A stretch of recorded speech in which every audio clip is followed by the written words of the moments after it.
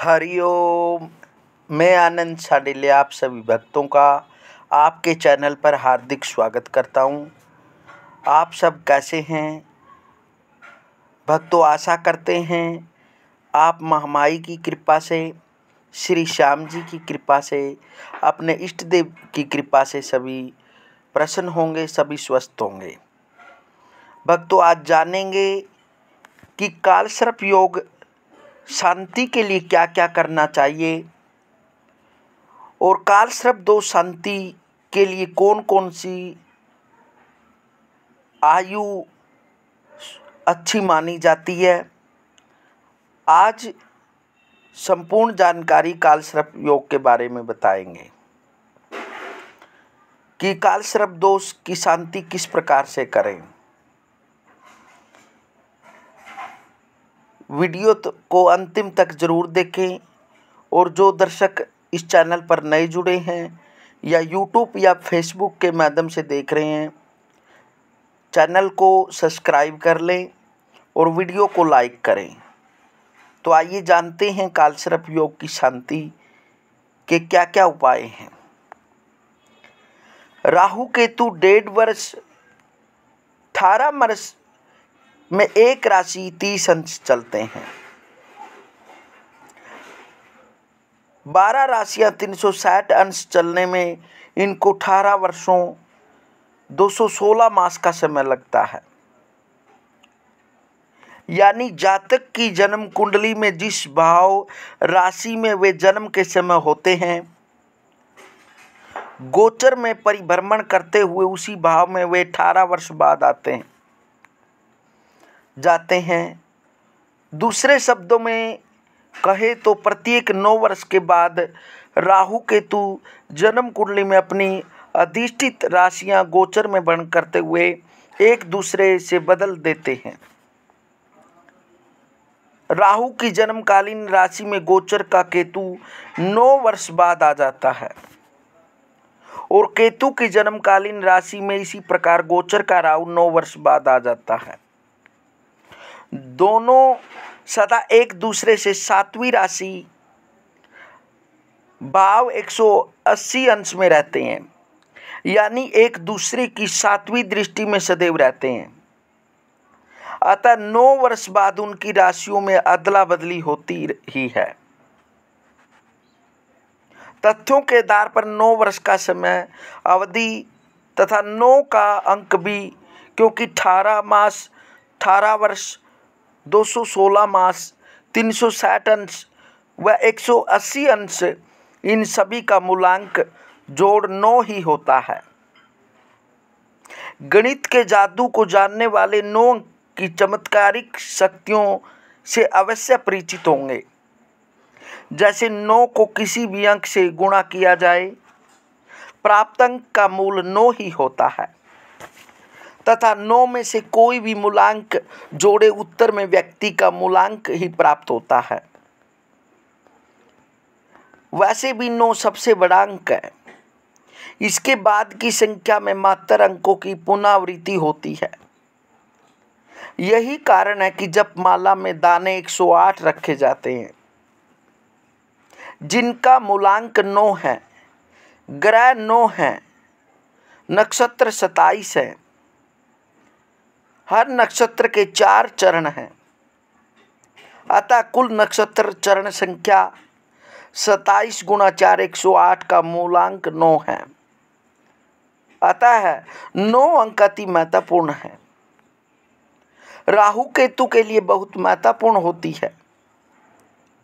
इसलिए राहु केतु की शांति, कालसर्प योग की शांति के लिए जातक की आयु के वर्ष 9 के पाड़े में होना प्रशस्त माना जाता है।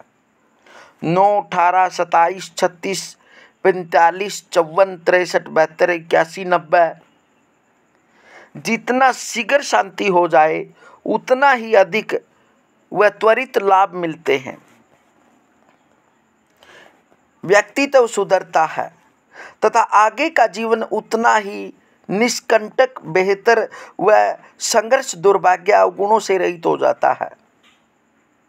शांति उपायों को जितनी अधिक आयु बीत जाने पर किया जाए उतना ही लाभ कम व देर से प्राप्त होते हैं और जीवन का काफ़ी समय संघर्ष दुर्भाग्य से में निकलने के साथ साथ, क्योंकि तब तक अवगुण आदतें स्वभाव पक चुके होते हैं, अतः जातक में सुधार भी उतना ही कम आता है। यदि मोटे तौर पर कहा जाए तो 9 वर्ष की आयु में करा ली गई काल सर्प शांति के लाभ प्रभाव 100% मैक्सिमम प्राप्त होते हैं। यदि 18 वर्ष की आयु में कराएं तो अधिक 75% प्राप्त होंगे। 27 वर्ष की आयु में 50% तथा 36 वर्ष की आयु में 25% ही प्राप्त होंगे। यदि 45 की आयु में कराएं तो 4-5% से अधिक लाभ की उम्मीद नहीं करनी चाहिए तथा आधी आयु निकल जाने के बाद 45 वर्ष के बाद 45, 63, 72 आदि वर्षों में शांति करवाना लाली पाप या दिल की तसल्ली से ज़्यादा कुछ नहीं होगा। 9, 18, 27 आदि वर्षों में भी वो समय काल सर्प शांति हेतु सर्वश्रेष्ठ होता है। जब जातक की महादशा, अंतरदशा, पर्यांतर दशा में राहु या केतु, विशेषतः राहु की दशा चल भी रही हो, यानी वह समय राहु केतु के अधिकार में हो या राहु केतु का उस समय जातक पर प्रभाव अधिक हो, तथ्यों का काल सर्प योग की शांति में ध्यान रखा जाना चाहिए। इसके अलावा नाग पंचमी, महाशिवरात्रि, संक्रांति आदि भी इस मामले में श्रेष्ठ होते हैं। यदि ऐसे में राहु केतु के नक्षत्र भी मिल जाते हो तो कहना ही क्या, इनमें से जितने अधिक घटक शांति कर्म के समय मिल सके, अधिक से अधिक फलम न्याय के अनुसार उतना ही अधिक लाभ होगा। ऐसे में पुरोहित, आचार्य, पुजारी भी वृद्ध मिले तो क्या बात है, क्योंकि राहु केतु वृद्ध अवस्था के कारक है। अतः 58 वर्ष की आयु से अधिक का आचार्य खोजना चाहिए ताकि उपाय शांति कर्म में कहीं किसी प्रकार का झोल त्रुटि न रह जाए। समय की दृष्टि से केतु ब्रह्म मुहूर्त तथा राहु गोधूली वेला के कारक है, यानी दिन और रात की संध्या या रात और दिन की संध्या, अतः यही समय प्रशस्त है। वरना अभिजीत मुहूर्त दिन में 11:15, 12:15 मोटे तौर पर लिया जा सकता है। यह पूर्वाह्न तथा अपराह्न की संध्या का समय होता है, अथवा सुयोग्य आचार्य इस मामले में उस समय के ग्रह गोचर तथा स्थिति के अनुसार जो बेहतर अनुकूल मुहूर्त बनाएं उस समय में शांति कराएं, क्योंकि सही समय पर डाला गया बीज ही सरलता से अंकुरित होता है। इस प्रकार से जब भी यदि राहु केतु के कारण आपके जीवन में कठिनाइयाँ हैं या फिर काल सर्प दोष कुंडली के अंदर बन रहा है, तो उसका उपाय 9 वर्ष या 18, 27 वर्ष में करना बहुत ही अच्छा माना गया है।